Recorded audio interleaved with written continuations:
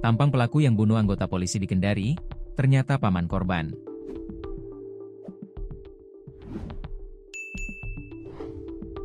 Sosok pelaku pembunuhan anggota polisi, Bribka Laude Abdul Salman, 36, di kota Kendari, Sulawesi Tenggara, Sultra, adalah Junaido, 43. Terduga pelaku yang sudah diamankan polisi adalah seorang pegawai negeri sipil atau PNS TNI, salah satu institusi sekaligus paman korban. Pria kelahiran Tawainali, Kolaka Timur, Koltim, 8 September 1982, ini merupakan suami H, 41, tante dari korban Bribka Las.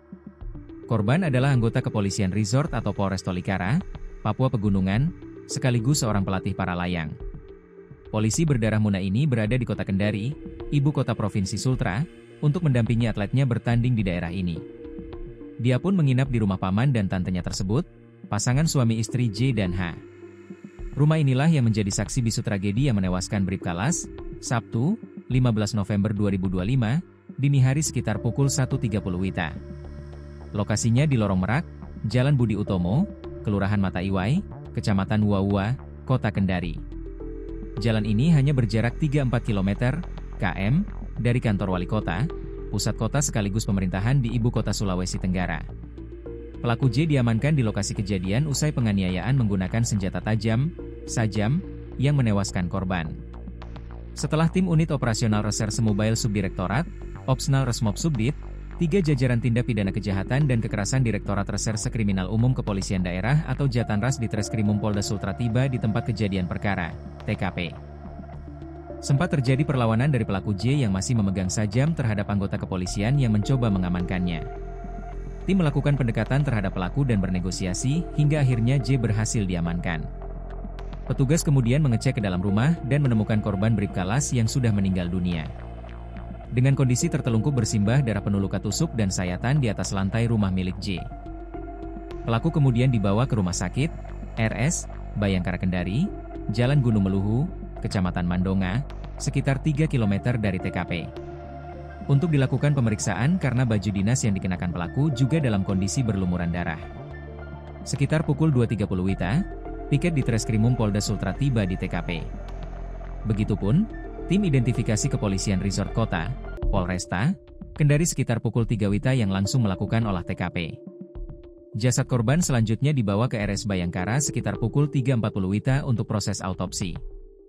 Dengan kondisi penuh luka tusuk dan sayat di sekujur tubuhnya diduga akibat tikaman sajam badik. 3 luka robek pada tangan sebelah kiri dan masing-masing 4 luka tikam pada punggung dan bagian bawah ketiak. Masing-masing 1 luka robek pada bagian pipi sebelah kiri, dada sebelah kanan, dada sebelah kiri, serta leher bagian kiri.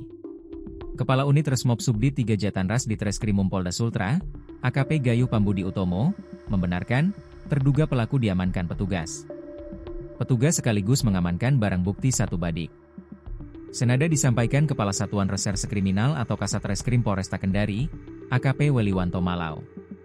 Terduga pelaku selanjutnya dibawa dari RS Bayangkara ke markas Polda Sultra, Jalan Haluoleo, Kelurahan Poasia, Kecamatan Kambu. Markas Polda berjarak sekitar 10 km, km, atau 20 menit berkendara dari RS Bayangkara. Berdasarkan informasi dihimpun tribunnews-sultra.com, kronologi pembunuhan tersebut berawal saat korban Bribka Las menginap di rumah pelaku J. Diketahui, J adalah suami dari wanita H yang merupakan tante dari korban. Dari keterangan H dikutip dari bahan keterangan kepolisian, awalnya perempuan berusia 41 tahun itu sedang beristirahat dengan anaknya di rumah. Pada Sabtu dini hari sekitar pukul 00, sang suami J yang merupakan sosok PNS di salah satu kesatuan pulang selepas dari piket jaga di markasnya. J yang masih dibawa pengaruh minuman beralkohol pun terlibat cekcok dengan H dan anaknya V di dalam rumah. Bahkan, J sempat ingin menikam anak dan istrinya itu. Bribka Las yang juga berada di dalam rumah mendengar keributan. Korban sempat melerai pertengkaran tante dan pamannya tersebut. Dia pun memerintahkan H dan sepupunya V keluar dari rumah untuk mengamankan diri. Tetapi J malah berbalik menyerang Bribka Las dengan menggunakan badik hingga korban tewas. H dan V kemudian lari keluar rumah untuk meminta pertolongan warga. Sementara berdasarkan keterangan V, awalnya dia sementara tidur tetapi tiba-tiba dibangunkan oleh adiknya. Pemuda berusia 20 tahun ini kemudian melihat sang ayah J memukul ibunya H. Sang anak pun berupaya mencegahnya. Namun, Pelaku mengambil pisau dan malah mengejar Vi hingga sang anak langsung keluar rumah dan melarikan diri. Korban Bripalas yang sementara tidur juga terbangun mendengar keributan paman, tante, dan sepupunya itu. Kemudian, korban hendak melerai dan mengamankan pelaku. Namun, pelaku yang sementara memegang pisau langsung melakukan penganiayaan terhadap korban hingga tewas.